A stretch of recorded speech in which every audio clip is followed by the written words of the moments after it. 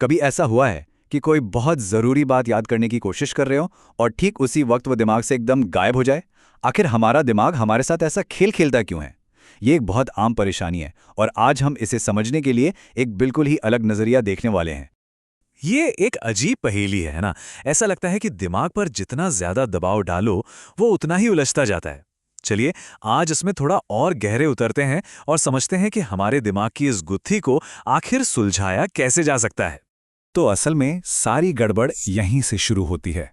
जब हम अपने मन पर किसी जानकारी को याद करने के लिए जोर डालते हैं तो हमारे विचार सुलझने के बजाय और ज्यादा उलझ जाते हैं। मन को जोर से नहीं बल्कि समझदारी और शांति से ही साधा जा सकता है। हम अक्सर सोचते हैं कि हमारा मन एक कंप्यूटर या हार्ड ड्राइव की तरह है जिसमें बस जानकारी भरते जाओ और वो उसे सहेज कर रखेगा। लेकिन ये सोच ही हमारी सबसे बड़ी भूल है। दिमाग कोई मशीन नहीं है, बल्कि एक जीती जागती चेतना है। तो देखिए, मन को देखने के दो बिल्कुल अलग तरीके हैं। एक तरफ है ये मशीनी नजरिया जो पूरी तरह से जबरदस्ती पर टिका है। हम जानकारी ठूसने की कोशिश करते हैं और नतीजा दबाव पड़ते ही दिमाग जवाब दे जाता है। और दूसरी तरफ है एक चेतन नजरिया जो मन को एक जिंदा शक्ति की तरह देखता है। ये सहजता से समझता है और शांति में ही इसकी असली ताकत खिलती है। तो सवाल ये उठता है कि अगर मन मशीन नहीं तो आखिर है क्या? इसे समझने के लिए एक बहुत ही खूबसूरत मिसाल है जो मन के काम करने का असली तरीका हमें बताती है। बस एक पल के लिए सोचिए, हमारा मन एक शांत और गहरी झील की तरह है। इस झील की तलहटी में हमारे सारे अनुभव और सारा ज्ञान छिपा हुआ है। अब जरा सोचिए कि चिंता, तनाव और ये जो हर वक्त की जल्दबाजी है वो क्या करती है। ये सब उस शांत झील पर चलने वाली तेज हवा की तरह है जो सब कुछ अस्त व्यस्त कर देती है।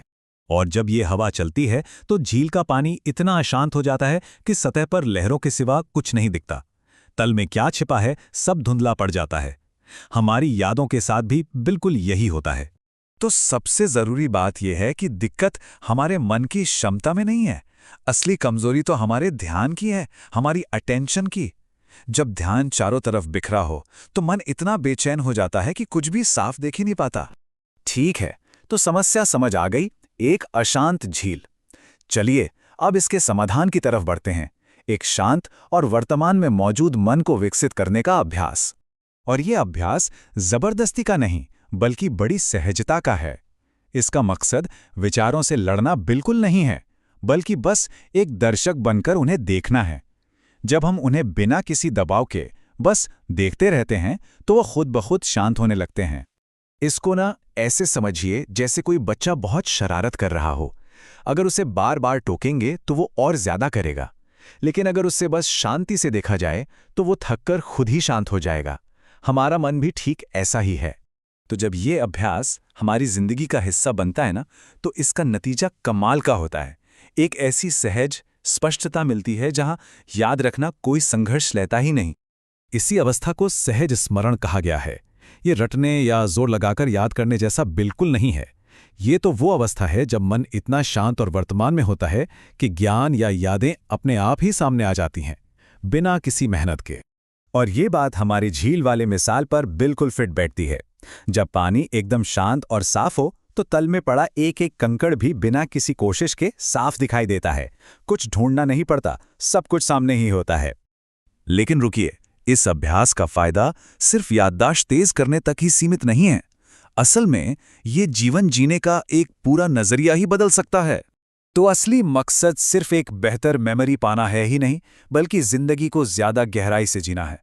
जब कोई इंसान चलते, खाते या सुनते हुए पूरी तरह से उस पल में मौजूद हो तो वो काम सिर्फ एक काम नहीं रहता, वो एक अनुभव बन जाता है जो उसकी चेतना का हिस्सा बन जाता है। और यहीं पर एक बहुत गहरी बात छिपी है।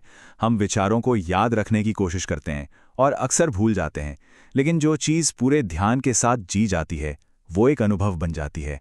और अनुभव कभी नहीं भूलता, वो तो हमारा हिस्सा बन जाता है। चलिए इस सवाल के साथ आज की बात को यहीं रोकते हैं। शायद याददाश्त को बेहतर बनाने की इस दौड़ में हम जीवन को पूरी तरह से अनुभव करने का असली मकसद ही भूल गए हैं।